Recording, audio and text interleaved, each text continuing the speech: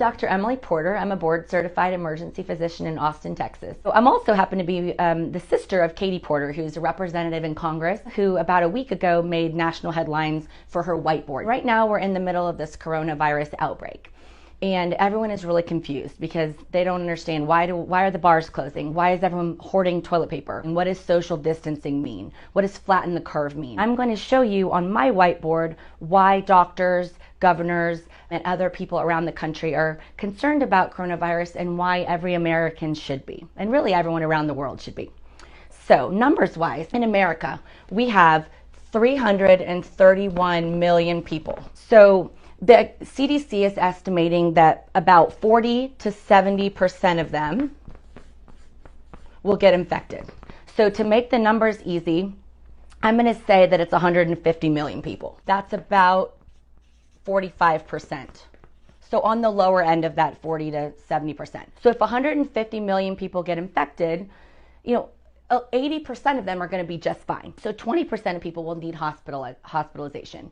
Italy has a big problem right now, and they don't have enough hospital beds for people. Well, they have more hospital beds per capita in Italy than they have in America. So 80% fine, 20% need a hospitalization.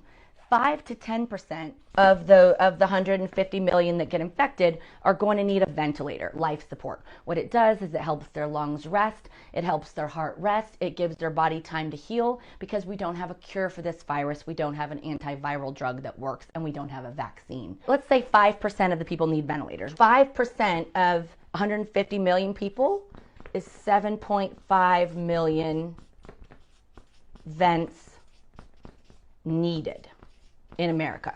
So I start thinking, well, how many do we have in America? Like, I'm in Texas, it's a big state, we've got a lot of big hospital systems. We probably have more than enough to take care of everybody. So I looked it up, and in Texas, we only have about 4,000.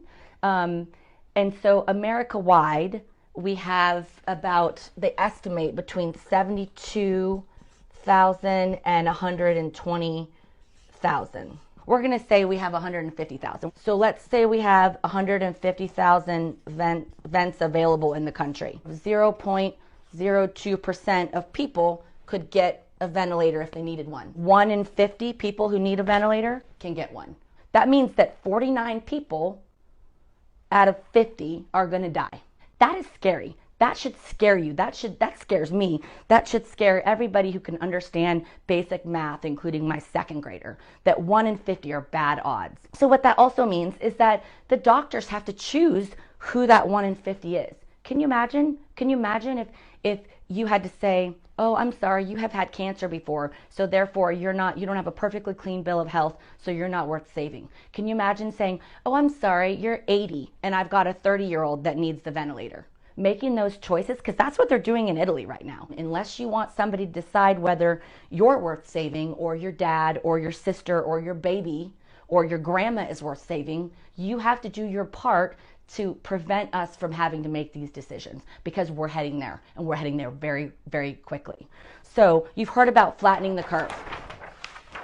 This is what that curve means. The number of cases of coronavirus, if we don't do anything besides just what we've been doing, if we follow other countries' leads, it's basically exponentially growing. It means it doubles to triples every 2 days or so, roughly. And this is the healthcare system capacity. That's a line. If we don't do anything without protective measures, we're going to end up here, above the ability to take care of everybody. What that means is that all these people, and probably more, die. They die because we don't have ventilators for them. And we have to start playing Russian roulette of who's going to get saved. We're practicing social distancing. We're not going out of the house except to the grocery store to go for a walk. Those are the protective measures, as well as hand sanitizer, washing your hands, covering your cough, sneezing into your elbow. I get it. Like, it stinks. My spring break got canceled. My kids are devastated. I don't want to homeschool children. I work full time. I'm not saying it's ideal, but it's what has to be done, the experts are saying, to prevent this from happening. There's a million reasons to be angry and unhappy and just think that this whole thing sucks, because it does. But what really sucks is losing 47 million people. So I'm washing my hands. I'm doing my part. And I'm also just listening to what I'm being told by the experts. And I really hope that you can too. This is about everybody coming together for the common good, that we want a future for our children. And it's 2 weeks, man. It's like 2 to 4 weeks. And I hope that if you care about anybody other than yourself, including especially these 47 million Americans, that you will also do the same and just not complain about it and just do it, because it's